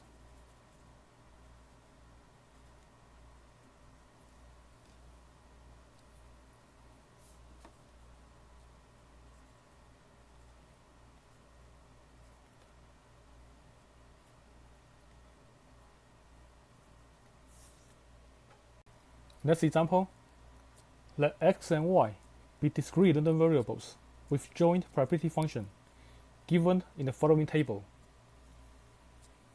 Determine whether x and y are independent random variables. If the joint probability function of x and y is given as a table, we must verify every box here.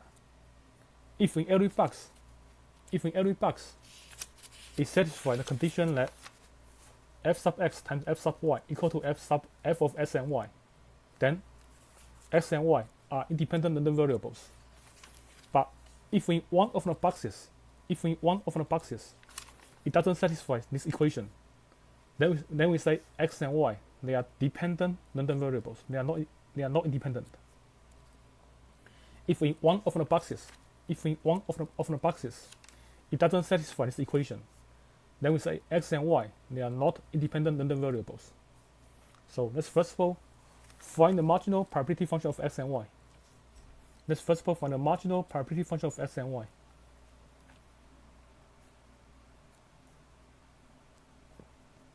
Let's find the marginal probability function of x first. Here, since x and y, they are discrete random variables, we're taking the sum for all y in the support. Here, support of y is 1, 2, 3, 4. If I find the sum for all y in the support, when s is 0, I find the sum for all y in the support. Here I get 0.20. When s is 1, I find the sum for all y in the support. Here I get 0.30. When s is 2, I find the sum for all y in the support. That's the sum of the last row here. If I add them up, I get 0.50. So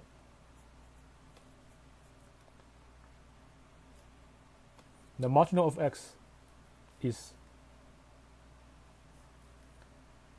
0.20 if s equal to 0,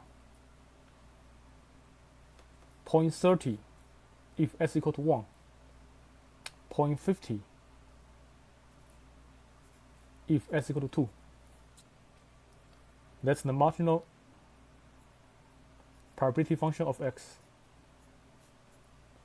Next, we find the marginal probability function of y. Since x and y, they are discrete random variables, for marginal probability function of y, we find the sum for all x in the support.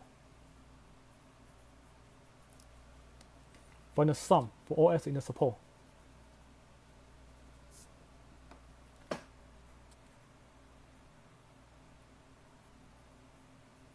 F of sy.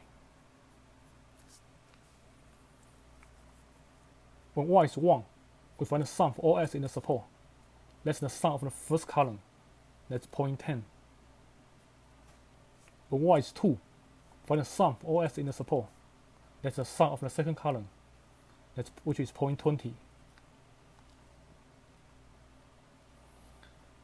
When y is 3, we find the sum for all s in the support. That's the sum of the third column.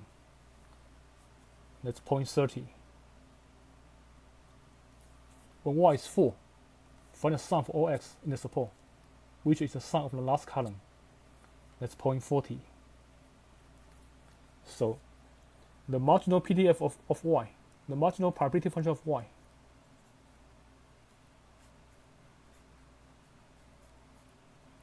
that equal to 0.10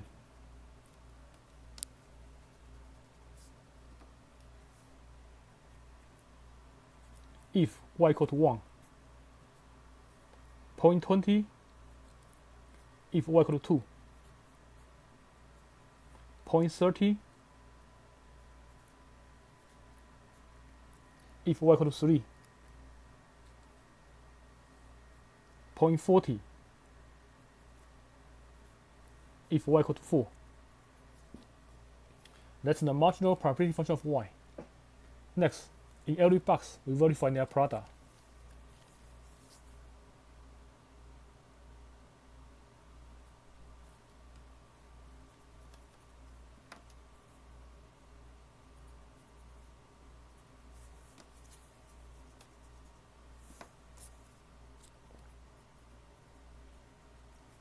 First box, when sy equal to 0, 1, when sy equal to 0, 1, f sub x of 0 times f sub y of 1, f sub s of 0 times f sub y of 1, f sub s of 0 is 0.20, f sub y of 1 is 0.10.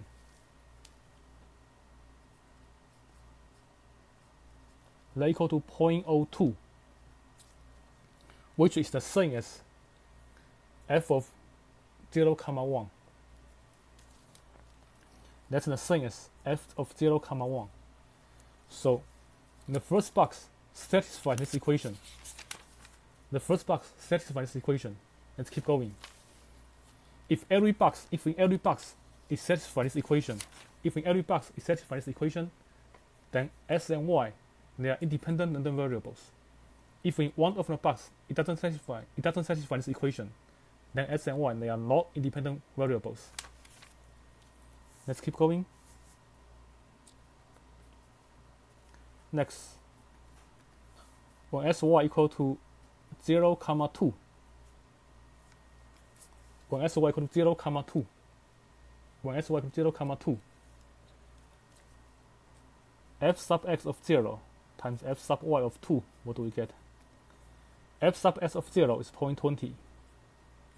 F sub y of 2, is also 0.20.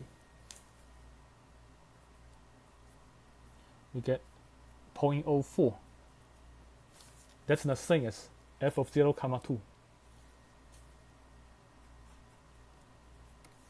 Keep going. Next box, 0, 3.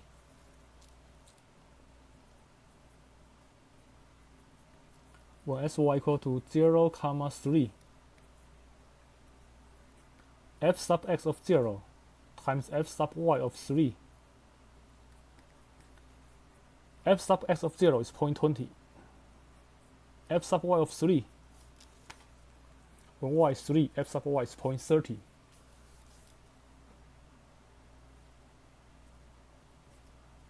That's 0.06. They're equal to f of 0, 3. So that's okay. Keep going. Next box. 0, 4. When s, y equal to 0, 4, f sub x of 0 times f sub y of 4. F sub x of 0 is 0.20. F sub y of 4. When y is 4, f sub y is 0.40. 0.20 and 0.40 is 0.08. That's the same as f of 0, 4. So everything in the first row is okay. Let's move to the second row. First box, s is 1, y is 1.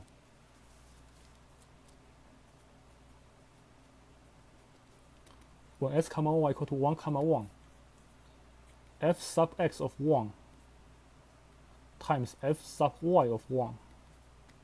What do we have?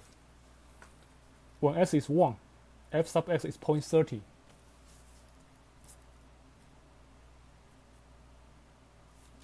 When y is 1, f sub y is 0.10. 0.30 and 0.10 is 0.03. That's the same as f of 1, 1. That's the same as f of 1, 1.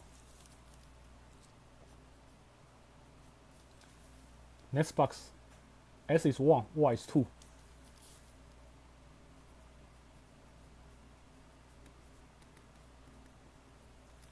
When sy equal to 1, 2, f sub x of 1 times f sub y of 2. F sub y of 1 is 0.30.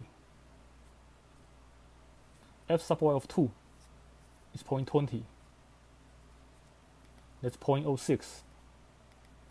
That's the same as f of 1, 2.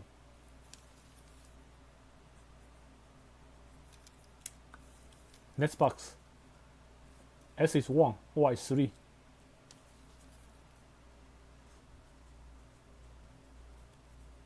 When s, y equal to 1, 3, f sub x of y times f sub y of 3 equal to f sub x of 1 is 0.30. F sub y of 3 is 0.30. 0.30 and 0.30 is 0.09. That's the same as f of 1 comma 3.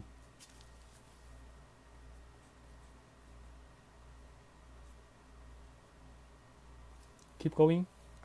Next box is s equal to 1, y equal to 4.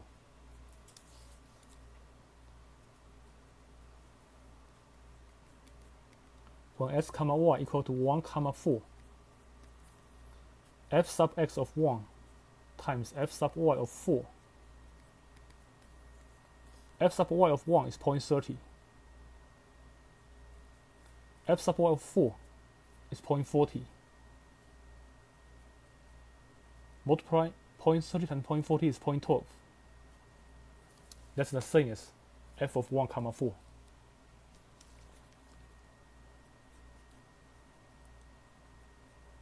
So everything in the second row is okay. Let's move to the third row. In the third row, first box here, s is 2, y is 1. When sy equal to 2 comma 1, f sub x of 2 times f sub y of 1. F sub s of 2. When s is 2, f sub s is 0.50.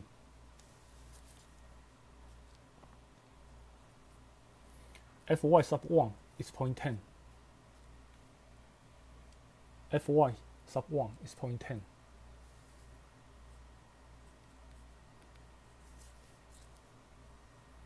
.50 and 0.10 is 0.05.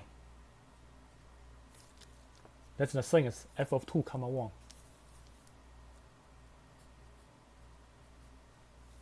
Next box, s is 2, y is 2.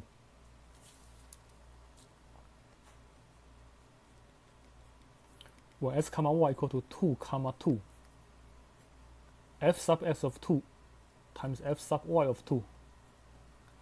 F sub s of 2 is 0.50.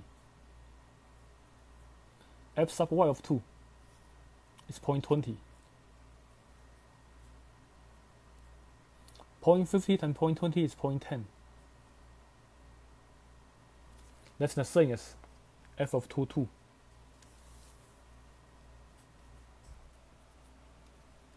Next box, s is 2, y is 3.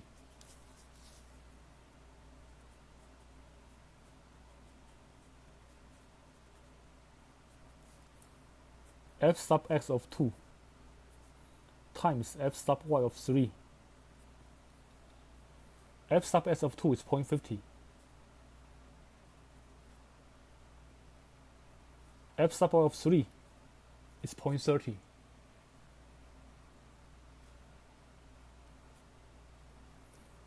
0.50 and 0.30 is 0.15. That's the same as f of 2 comma 3.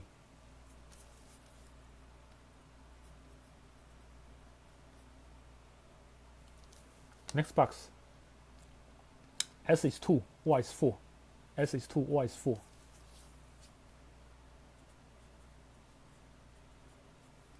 When s comma y equal to 2 comma 4, f sub s of 2 times f sub y of 4 equal to 0.50. F sub 2 is 0.50. F sub y of 4 is 0.40. 0.50 and 0.40 is 0.20. That's the same as f of 2 comma 4. Since in every box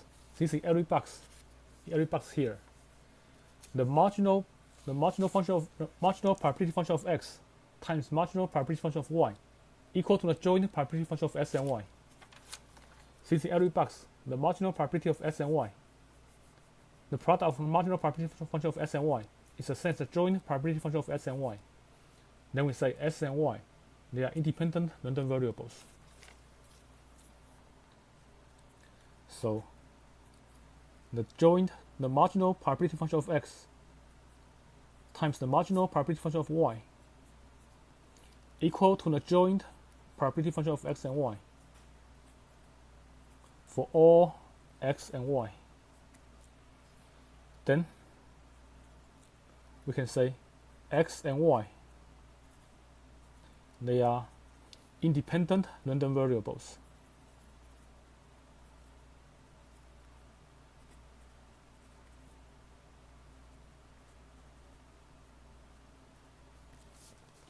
If in every box it satisfies this equation, then the marginal probability function of x times marginal probability function of y equal to the joint probability function of x and y. Then we can say x and y, they are independent random variables. If in one of the box it doesn't satisfy this equation, then we say x and y, they are dependent random variables.